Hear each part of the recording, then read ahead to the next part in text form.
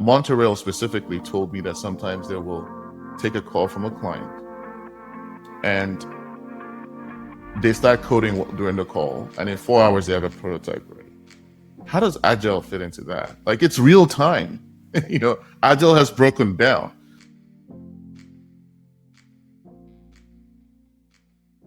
Four hours from client call to working prototype. That's not a sprint. Oji Udezu spent a decade at Microsoft, shipping Windows and Visual Studio, then transformed products at Twitter and Calendly and Typeform. He's seen every methodology, every framework, every promise of faster delivery.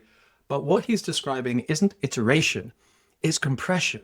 When development accelerates 10x, whilst planning crawls at 2x, the entire foundation of sequential development collapses. We are in a super scalar process. So this system was built with slowest, slow. Okay.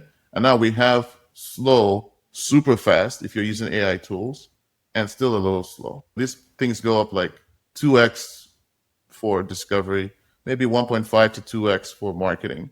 This has gone 10x faster. And so you cannot do Agile the way that it was done because it was invented for a different speed. I call it the 3-speed problem, right? The 3-speed problem that we've had, the 3-speed gear we've had for the last 20 years has broken down. And so we need to reinvent a new language, a new Agile to represent the future. Let me translate what just happened to your SDLC. Agile software. It's sold for human constraints, communication overheads, changing requirements, the cost of rework. But AI doesn't have meetings. It doesn't need coffee breaks. It doesn't really misunderstand requirements. It generates possibilities faster than humans can evaluate them. Oji calls this the superscalar process, borrowing from CPU architecture, where instructions execute in parallel rather than sequence. Your daily stand-up is discussing yesterday's work, whilst AI could have built, tested, and deployed 3 alternatives. The bottleneck isn't development anymore, it's human decision-making. There are almost 2 worlds in development. There's a world that is completely creative, the people who are building things that fail all the time. If you're building a new product, your failure rate is 95%. And the reason is you're hopefully building something that the world doesn't have. These people tend not to build completely new things. They build customizations of things for their business users, right? And I got a first-hand look at that actually when I left Microsoft, because I went to work for Bridgewater, and maybe like 70% of our work was internal users.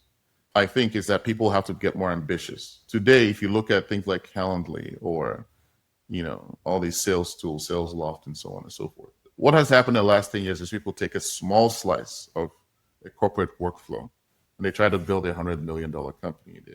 But you can actually build something that is precious, crafted, if you have more time, right? Versus just building new features. When you can build in hours what used to take months, the entire economics of software development inverts. The hardest part becomes increasingly automated. The value moves elsewhere to refinement or sophistication. The constraint isn't engineering capacity, it's imagination, it's judgment.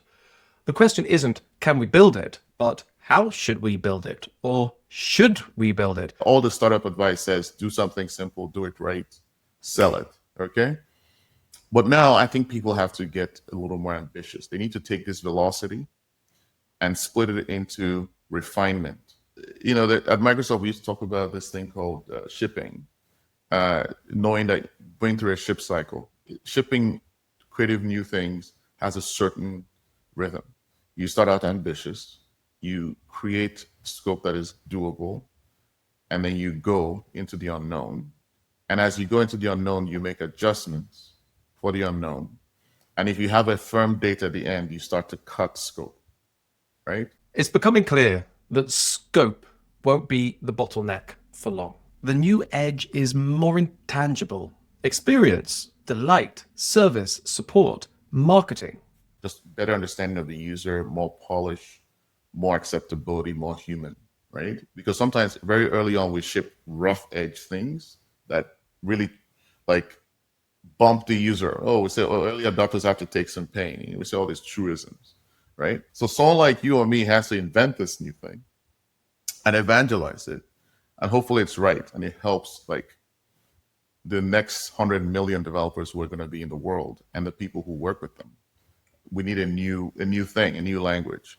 The next 100 million developers, they won't learn Scrum. They'll learn something we haven't named yet, a methodology built for instant prototypes where planning and building happen simultaneously, where client calls produce working software, where the question isn't how long will it take or how much will it cost.